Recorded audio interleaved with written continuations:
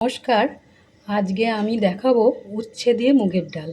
প্রথমে এই ডালটা আমি কড়াইয়ে রোস্ট করে নিয়েছি। সব ডালটাই নিয়েছি, 500 গ্রাম ডাল সবটা নিয়েছি।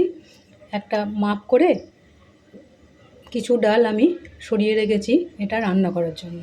মুগ ডালটা রোস্ট করে রাখলে কি হয়, পোকা ধরে যায় না। মুগের ডালে তো ভীষণ থোকো থোকো পোকা হয়ে যায়, দলা দলা বেঁধে যায়। ওই জন্য মুগ ডালটাকে রোস্ট করে রাখলে অনেক দিন থাকে, আবার রান্না করতেও সুবিধা হয়, চটপট রান্না করা যায়। এই ডালটাকে আমি সেদ্ধ করে রেখেছি, শুধু সেদ্ধ করে রেখেছি, প্রেসারে করিনি, এইতেই করেছি। দিয়ে পিউরিনটাকে দিয়ে দিয়েছি। মুগের ডালে পিউরিন খুবই কম থাকে, কিন্তু ফেনাটাকে বার করে দিলে আরও ভালো হয়। ফেনাটা থাকলে একটু হড়হড়ে কেমন ভাব থাকে, সেই জন্য আমি ফেনাটা তুলে নিয়েছি। আর এই কড়াইয়ে উচ্ছেটাকে একটু ভেজে নিয়েছি সামান্য। এবার একটু উল্টে দিই, উচ্ছেটাকে উল্টে দিলাম। এই যে উল্টে দিলাম উচ্ছেটাকে। এবার কি কি লাগবে আমি দেখাই।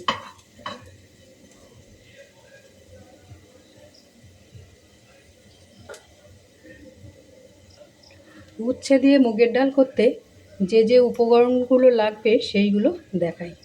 প্রথমে লাগছে আদা বাটা, রাঁধুনি ফোড়ন দেওয়ার জন্য, হিং,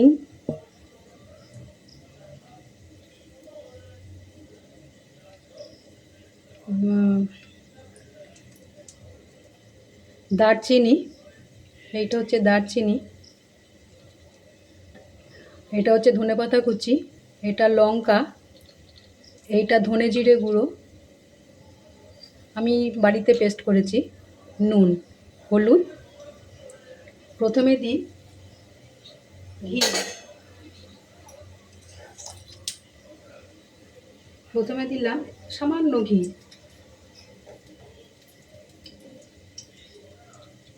দিলাম শুকনো লঙ্কা,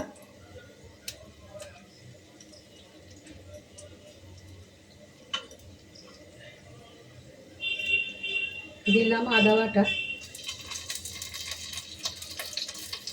দিলাম রাঁধুনি, আর দিলাম হিং। হিংটা দিয়ে দিলাম, আর এটা দিলাম দারচিনি। ঘিয়ের সাথে হিং আর দারচিনিতে খুব সুন্দর একটা গন্ধ হয়। তার সাথে রাঁধুনি করুন, যে কোনো তেতো জিনিসেই রাঁধুনিটা খুব সুন্দর একটা গন্ধ বেরোয়। এটাকে ভালো করে মিশিয়ে নিলাম। দিয়ে দিলাম হলুদ গুঁড়ো, দিয়ে দিলাম ধনে জিরে গুঁড়ো, দিয়ে দিলাম নুন।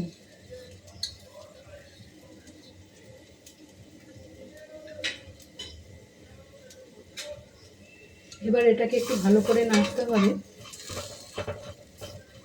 নাড়া হয়ে গেছে। এবার আমি এই আগে থেকে সেদ্ধ করা এই ডালটা আমি দিয়ে দিলাম।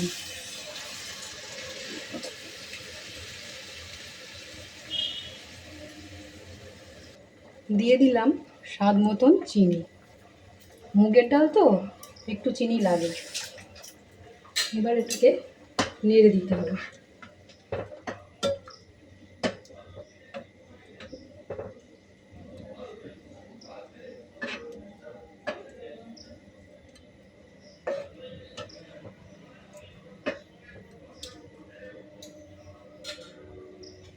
এটাকে ঢাকা দিয়ে দিলাম, এটা একটু ফুটুক।